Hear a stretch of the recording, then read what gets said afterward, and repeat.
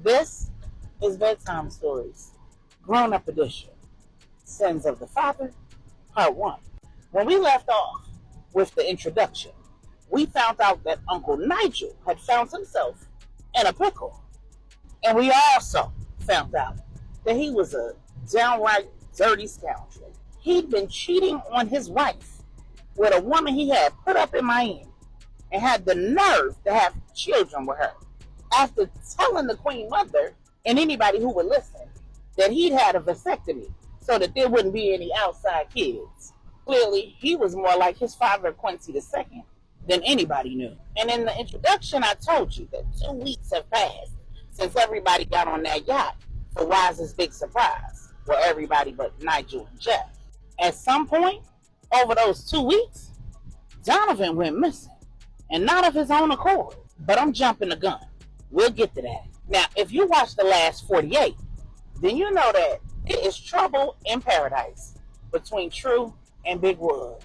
The newly engaged couple just can't catch a break. The morning after the engagement, at their celebration brunch, Samuel proposed to Miss Charlotte, Big Wood's mother. And the very next day, they got married in Vegas. Miss Charlotte, being the sweet woman that she is, decided to include Big Wood's childhood sweetheart, who he was on again and off again with for decades, with the caveat that she would be on her best behavior and she would apologize to True for disrespecting her in Denver when True came on that family trip with Big Wood pretending to be his girlfriend. And as we overheard in the last 48, Tasha did just that. She was on her best behavior. She apologized. She even congratulated the couple. And then the next day, she showed up at Wise's big surprise, his proposal to Selena. No, she was not invited and had no idea whose engagement and wedding she was attending. Big Dro, Big Wood's father, had arranged for her to attend as the date of his first cousin, Alejandro Garcia, the head of the Garcias, the newly minted fifth family in the Notorious Five. And his overly gullible behind actually believed that Big Dro knew all about the proposal and wedding. Why would he agree to bring his little cousin's ex-girlfriend to Wise and Selena's engagement and wedding on a yacht off the coast of Miami, you ask? Tasha had told him that her youngest was Big Wood's son, and Big Wood needed to know. And none of that turned out the way Alejandro, Tasha, or Big Dro expected. Because, of course, Big Dro was behind that whole plot. Tasha ended up going over the side of that boat. And she was blessed that she didn't end up swimming with the fishes. And there was actually a body to be buried. Too bad she didn't have any family to do it. So I guess that was going to be all on Big Dro. And it was True's decision to throw Tasha off that boat that has her and Big Wood beefing. After the meeting, where plans were finalized, or tentative plans, to find Jeff, Portia, and Nigel, everybody dispersed because they needed to get ready for the wedding. So, back in True and Big Wood's cabin, they're doing just that. And Big Wood is saying, listen, little mama, I'm not trying to fight with you about this. We need to discuss it so we can move on. We need to get some understanding, though. True said, you're right. We definitely need to get some understanding. And I need to understand why you expected me to keep letting Tasha play with me. Big Wood said, I didn't. I expected you to let me handle it, though. True said, and why would I do that? Big Wood said, them little niggas that be skinning and grinning in your face. True said, who? The soldiers? I know you're not threatened by them. Every last one of them are just looking for a come-up. They know I'm in position, and they think that I'm the key to their promotion. Wood said, 'cause you are. But when I answered your phone the other day, when Miranda was calling, she wasn't sure who it was. And she suggested that it could actually be one of those soldiers. True said, on the go phone. That's not any different than a secretary answering their boss's phone. Big Wood said, so I'm your damn secretary now? True said, I'm not saying that.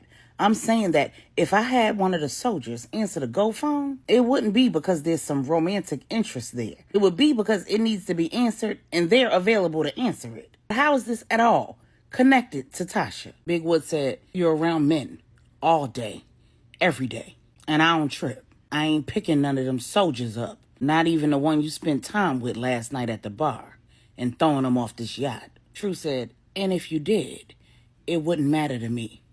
Because they don't matter to me. Big Wood said, so you don't care about what happens to other people?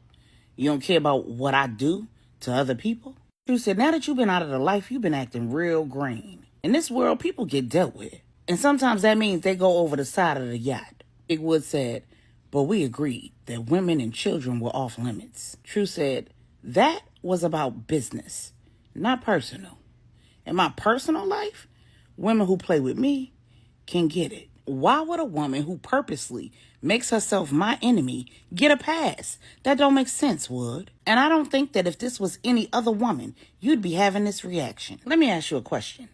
Did you have a good time in Vegas? Big Wood said, what? What that got to do with anything? You said, 'cause I didn't. Your mother's entire bachelorette party, your aunties and your cousins, oh, they regaled me with tales of Lil Dro and the extremes that he went to for his childhood crush, an eventual high school sweetheart. They told me all about the men that you put paws on in defense of Tasha, or because Tasha was involved with them, or because they were interested in her. You were running around the streets of New York, handling Baptiste business, but you made a name for yourself, defending your on-again, off-again, long-term relationship with Tasha. This is not about me offing a woman. It's not even about me handling a woman who tried to insert herself in our relationship. This is about your innate need to protect Tasha. Big Wood said, nah, it wasn't nothing Tasha could have did that would have moved me. I put her in that life behind me and I'm a new, better man. I care about what you do and how you do it and why. She ain't go off the side of that boat because she disrespected you. You did that because your feelings was hurt. That's why you talked to me like that in front of everybody too. That was unacceptable. Don't ever talk to me like that again, in private or in public. Now let's talk about the real issue. Why you let some stories from the past get under your skin like that? And why you ain't just tell me that they was doing all that? I would have handled it. True said, for what? So that I could look like the weak, sensitive fiance who couldn't handle some old childhood memories? For the record, though, they didn't stop at the childhood memories. Big Wood said, that's just disrespectful. I'm sure in their minds they was having a good time and sharing stories that they found humorous, but I don't. That wasn't even their business to tell. True said, well, as painful as it was to hear, I needed to hear it. I told you all about my relationship with Bo, but you downplayed your relationship with Tasha. You have a hard time talking about the past in general. Big Wood said, because I deal with the past and I leave it there. We are at Wise and Selima's wedding. I served as her witness this morning. And if you watch the short story True Joy, then you know about Big Wood and Selima's brief fling and how that turned out.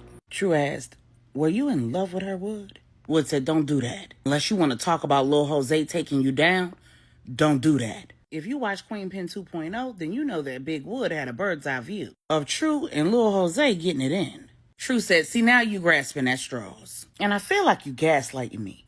You want me to feel bad about handling Tasha? I don't. Do I feel bad for her children that they got to grow up in a world without a mother? I do. But that's her fault.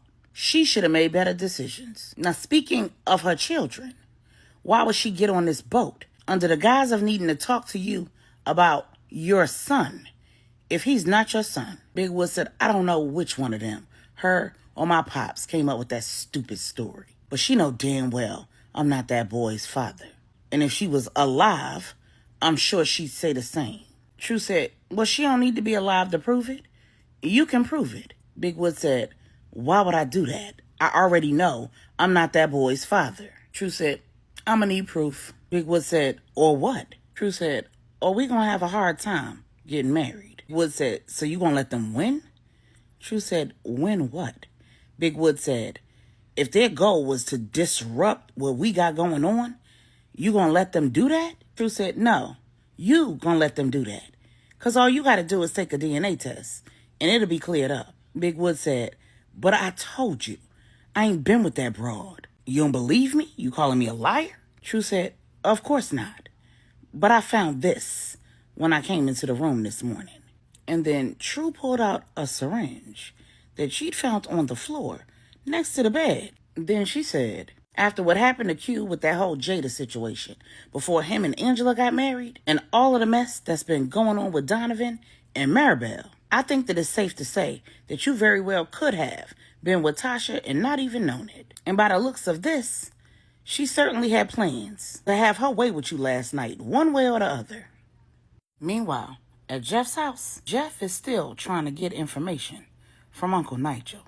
But Uncle Nigel had already decided that he wasn't telling Jeff another thing. His only hope of surviving this was keeping Jeff talking. And as the head of the St. James family, he was skilled at getting people talking. And since Jeff knew that Uncle Nigel was not going to make it out of this alive, he was telling everything. He told Uncle Nigel all about the parts of his life that Uncle Nigel knew nothing about. His childhood antics with Portia, the mischief that they'd gotten into as children, and the crimes that they committed as teenagers. Jeff said, "I'll admit that Portia was probably a bad influence, but we were like twin flames who weren't soulmates. Her crazy, mixed with my intellect, was always perfect. Whether it was her plan or mine, it always worked out as long as I could get her to stick to the script. But the minute she went outside of the parameters that I'd set, it would always be screwed up. Had she just stuck to this plan and not tried to attack Maribel, you wouldn't be here right now, and I'd been able to play the long game. But no worries. I got a backup plan for the backup plan." When Nigel asked what the plan was, Jeff said, "Well, see, initially, when I thought that Andy was my father, I planned to replace you and try to build a relationship with my pops and my siblings and my stepmother. But then I met Maribel, and during one of our intimate moments, she told me all about Donovan's mental health. And I knew that at some point the family would put him in a situation where he'd have to get help. And I found the perfect facility for him and Portia. So I got Portia in so that she could get the help that she needed. And she could wait for Donovan to be enrolled. See, I knew it wasn't a lot of black people in the facility, so as soon as Donovan got there, Portia was going to be drawn to him. And if he had Maribel's nose wide open, he'd have Portia's. And I wouldn't even have to tell Portia what to do. She'd just do what Portia does." Nigel said, "So when I told you that Bella was looking for a facility for Donovan," Jeff said, "You're catching on. That's why I told you that he should go to that facility. See, I know enough about Donovan to know that he was really observant. Portia and I have been drugging people for years. It's what we do. But I knew she wasn't going to be able to just drug them. So I had to frame the med tech, and it went off without a hitch. Unfortunately, though, Donovan caught on too soon, so she wasn't able to do it again. But it was enough to have her locked in on Donovan, and that was all I needed." Meanwhile, at the cabin where Portia was held up, waiting for instructions from Jeff about when exactly to contact Donovan so that they could meet, Portia was preparing for a romantic getaway. That crazy woman was waxing her own body, head to toe. She'd washed and styled her long hair, cleaned the entire cabin, lined up sweet-smelling candles, pampered her body, and even applied Maribel's favorite scent, 1,000 Wishes by Bath & Body Works. She'd done her makeup to perfection and laid out everything that she would need to get it in with Donovan, voluntarily or involuntarily. And after the wedding and the reception was wrapping up, the boat started heading back to the dock. Jeff contacted Portia and told her it was go time. And Portia called Donovan. She got no answer, so she sent him a text that said, "Things are not going well with my parents. I really need a friend right now. Are you available?" At that same time, Jeff was wrapping up a story about how Plan A turned into Plan B. He said, "You'd have to imagine that after reading my mother's journal and finding out everything that happened to her, how difficult her life was, and what it was like living without her only child, I was no longer interested in making friends with my family. And when I met Jira, and she told me how my mother was murdered and everything that her sister did to ruin her life and steal my father from my mother, the plan changed." Meanwhile, on the yacht, Donovan had followed Maribel back to her room. He said, listen, we need to talk. There's some things that I need to tell you that you need to know. This isn't me trying to force your hand, trying to make you give me another chance. This isn't even really about me and you. I'm trying to keep you safe, Maribel. Jeff and his little friend Portia are dangerous, and they're both gunning for us. It may have started as romantic interests, but I'm legitimately concerned about what those two unhinged idiots are gonna do if they don't get what they want. When I met with him in Texas for dinner so that we could have a conversation, I ran into Portia. They pretended not to know one another. She told me she would be in Miami, and I walked right into it. I told her to contact me if things with her parents didn't go well. She called me a few minutes ago, and she sent me this text message. Then Donovan showed Maribel the text. He said, I need you to know what happened when she and I were in treatment together. Can we go inside your cabin and talk? When Maribel agreed, they went inside, and Donovan told Maribel all about meeting Portia in treatment, telling her about his love for Maribel, how upset he was after their visit, what happened the day that Angela came to visit, about being drugged and having the fragmented memories. And Maribel was floored. She said, oh my God, Donovan, nobody deserves that. Not a woman, not a man, nobody. I am so sorry. Donovan cut her off and said, Maribel, it's all right. It's not okay, but I'm all right. And I'm going to handle Portia. The point is that's why she attacked you. Whatever her and Jeff are planning. He probably didn't put her up to assaulting you, but neither of them can be trusted. Maribel said, please don't meet with her, Donovan. Donovan said, I have to, because I need to handle her and Jeff once and for all. She might be planning to trap me, but I'm going to trap her. Back at Jeff's house, Jeff just told Nigel, your family's getting ready to get off that boat. And if what I know about Donovan is true, he's going to get off of it and go meet Portia. And he's not going to react the way that she expects for him to. And she's going to kill him. Please don't let me get to swinging. It's in my trunk, I'll start squeezing. I know you hear this, my fucking phone ringing.